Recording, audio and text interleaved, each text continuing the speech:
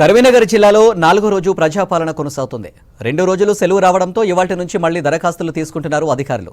ఎక్కువగా మహాలక్ష్మి పథకం కింద 2500 రూపాయల ఆర్థిక సహాయం, గ్యాస్, విద్యుత్ సబ్సిడీ, ఇందిరమ్మ ఇండ్ల కోసం అప్లై చేసుకుంటున్నారు. కరీంనగర్ జిల్లా కేంద్రంలో ప్రజాపాలనకు సంబంధించి మరిన్ని డీటెయిల్స్ వెంకటేష్ అందిస్తారు. Venkatesh, over to you.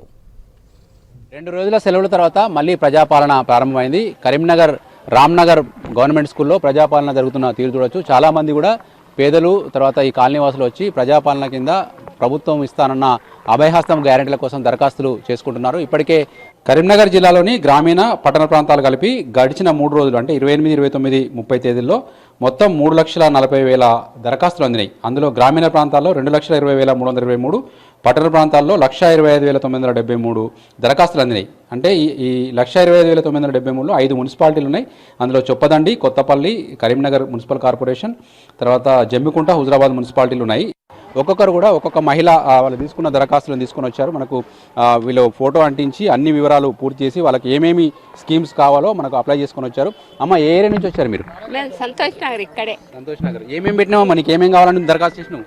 మా సార్ రాసిండు కదా, పింఛన్ ఇచ్చినా పర్వాలేదు. నువ్వు చెప్పమ్మా. ఎవరు అంటారు సార్ లేని వాళ్ళను కానకనే మాకు బాధలు. మరి ఇప్పుడు కాంతారు అనుకుంటున్నావా? ఇప్పుడు ఇస్తున్నావు దరఖాస్తు? కాంతారు అనుకుంటా అన్న. మరి నమ్మకం ఉండే చేస్తాను ఈ పని. నమ్మకం ఉండే ఏం పని చేస్తావు నువ్వు? కూలి పని పిలుస్తారు. ఇప్పుడు సాధన అవుతుందా? ఇల్లు ఉన్నదా? ఈ ఇల్లు రేకుల చెడు. మరి ఇల్లు పెట్టుకోలే? ఇందిరమ్మ ఇల్లు? ఈ ఇల్లు కొవ్వలు తిరుగుతారు. నాకు సాధ కాదు, నాకు ఉన్నది చాలు. జాగున్నదా? జాగున్నదా? జాగలేదు. రేకుల షెడ్ వేసిన. ఏం పేరు? ఎల్లమ్మ. ఎల్లమ్మ, నువ్వు చెప్పమ్మా. మీరు ఏమేమి దరఖాస్తు చేశారు? నేను ఒంటరి మహిళది, ఇందిరమ్మ ఇల్లు, గాసుది. నేను ఒంటరిగానే ఉంటాను. 2 పిల్లలను చదువుకుంటా. రోల మీద కూరగాయలు అమ్ముకుంటా. నేను నా జీవితం ఒక్క రాకుండాన్నది. కుక్క కంటి నాకు ఇల్లు లేదు అంటే ఓనర్ కాల్ చేయమంటారు. నువ్వు గతంలో మొన్న దాకా టీఆర్ఎస్ గవర్నమెంట్ అప్పుడు ఏం అప్లై చేయలేదమ్మా? ఎన్నిసార్లు చేసినా నాకు ఏం కూడా ఇవ్వలేరు. ఎవరు పట్టించుకుంటలేరు. ఇప్పుడు ఏం ఆశతో వచ్చినావు మరి? ఇందిరమ్మ ఇల్లు ఒకటి కావాలి నాకు. ఒంటరి మహిళ పింఛన్ కావాలి. ఒంటరి మహిళ పింఛన్ గతంలో అప్లై చేయలేదా? ఎన్నిసార్లు చేసినా ఇవ్వలేరు. నాకు పట్టించుకున్నారా లేరు. ప్రజాపాలనకు సంబంధించి ఒక్కొక్క కుటుంబం నుంచి కొంతమంది 2 దరఖాస్తులు కూడా ఇస్తున్నారు. ఎందుకంటే అలా గృహలక్ష్మి స్కీమ్ మహిళలకు మాత్రమే ఇచ్చే అవకాశం ఉంది. మరి పురుషుల పేరు మీద దరఖాస్తు ఇస్తే ఎట్లాంటి కన్ఫ్యూజ్ వస్తుందని ఆందోళనతో ఇస్తున్నారు. అందులో అట్లాంటి ఒక వ్యక్తి ఉన్నారు. అన్న, మీరు ఎన్ని దరఖాస్తులు చేశారు? 2. ఎందుకు అట్లా? ఒకరి మీద రాకపోతే ఇంకొకరికి వస్తాయని ఆశ. అంటే ఇప్పుడు మీ మిస్సెస్ పేరు మీద చేసారు? మదర్ మీద. నీ పేరు మీద ఏం పెట్టిన మరి వాటికి డాక్యుమెంట్స్? రేషన్ కార్డు, గ్యాస్, మనది ఆధార్ కార్డు, జిరాక్స్. రెండింటికి 2 రేషన్ కార్డులు పెట్టారా? రెండింటికి. స్థానిక డివిజన్ కార్పొరేటర్ రవి కూడా ఇక్కడ దగ్గర ఉండి వీళ్ళకు దరఖాస్తుదారులకు సలహాలు ఇస్తున్నారు. అన్న, ఇప్పుడు ఈ దరఖాస్తు చేసే వాళ్ళు వచ్చేవాళ్ళు ఏమైనా డౌట్స్ అడుగుతున్నారా? మీరు ఎట్లా వాళ్ళకి క్లారిఫై చేస్తున్నారు? పబ్లిక్ ఏంటంటే వాళ్ళు కూలీనాలు వేసుకొని పేదలు ఉన్నారు. మొత్తం రేషన్ కార్డు లేక బాగా ఇబ్బంది పడుతున్నారు. మెయిన్ రేషన్ కార్డు పెట్టి అది పెట్టిన తర్వాత ఇది స్కీమ్స్ పెడితే బాగుండు. దీంతో పాటు ఏంటంటే రేషన్ కార్డ్స్ ఇక్కడ ఉండి మళ్ళీ వేరే కాడ అప్లై చేసుకున్నా, ఇక్కడ అప్లై చేసుకున్నా అది ఇబ్బంది అవుతుంది. దాంతో పాటు కానీ భూమి ఉంది, ఒక ఎంప్లాయీస్ ఉన్నారు, చిన్న అటెండర్ నుంచి వెళ్ళి కలెక్టర్ దాకా అన్నారు. వాళ్ళు ఆల్సో అప్లై చేసుకోవచ్చా? ఓ గ్యాస్ అన్నారు, గ్యాస్ ఫ్రీ అన్నారు, 200 యూనిట్లు ఫ్రీ అన్నారు. మరి వాళ్ళు చేసుకోవచ్చా చేసుకోరాదా?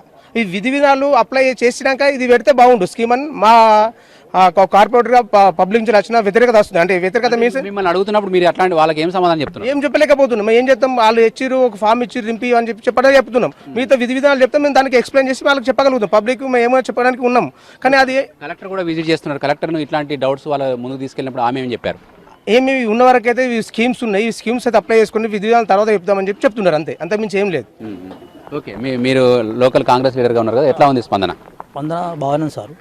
ఒకటి ఏంటంటే 6 గ్యారెంటీలు ఇచ్చారు కదా. ఇంతకుముందు కూపన్ కార్డులు ఒకటి లేదు, ఉన్న వాళ్ళకే పింఛన్ ఉన్నది, గరీబులకు పింఛన్ లేదు. దానివల్ల చాలా ఇబ్బంది పడుతారు ప్రజలు. ఇట్లాంటి దరఖాస్తులు వస్తున్నాయి. ఇక్కడ రిజిస్టర్లో కూడా వెంటనే నమోదు చేస్తూ ఉన్నారు. ఈ రోజు ఎన్ని వచ్చినాయండి మొత్తం? మేడం, ఇప్పటి వరకు ఒక 66 వచ్చినాయి సార్, 66 వచ్చినాయి సార్. వాళ్ళకి ఎలాంటి ప్రాబ్లమ్స్ ఉన్నా మేము ఎక్స్ప్లెయిన్ చేయడం జరుగుతుంది సార్.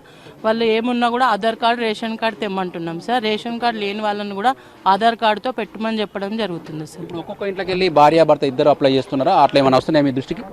వాళ్ళు ఎలాంటి ఫామ్స్ ఇచ్చినా మేము తీసుకోవడం జరుగుతుంది సార్. అట్లా ఇచ్చినా తీసుకుంటున్నాం, అందరిది కలిపి ఇచ్చినా కూడా తీసుకోవడం జరుగుతుంది సార్. ఇక్కడ ఉన్న ఆఫీసర్ చెప్పినట్టుగా వాళ్ళకున్న డౌట్స్ ఎప్పటికప్పుడు క్లియర్ చేస్తున్నారని చెప్తున్నారు. అదేవిధంగా స్థానిక కార్పొరేటర్ కచ్చురావు అయితే కొంత స్కీమ్లో కొంత గందరగోళం ఉంది, ప్రజలు ఇబ్బందులు పడుతున్నారు, వాటిని క్లారిఫై చేయాలని చెప్పి కోరుతున్నారు. ఓవరాల్గానైతే ఇంకా ఈ నెల 6 వరకు కూడా దరఖాస్తుల స్వీకరణ ఉంది. పెద్ద ఎత్తున అప్లికేషన్స్ వచ్చే అవకాశం అయితే కనిపిస్తుంది. కెమెరామెన్ కవికుమార్తో వెంకటేష్, V6 న్యూస్, కరీంనగర్ నుంచి.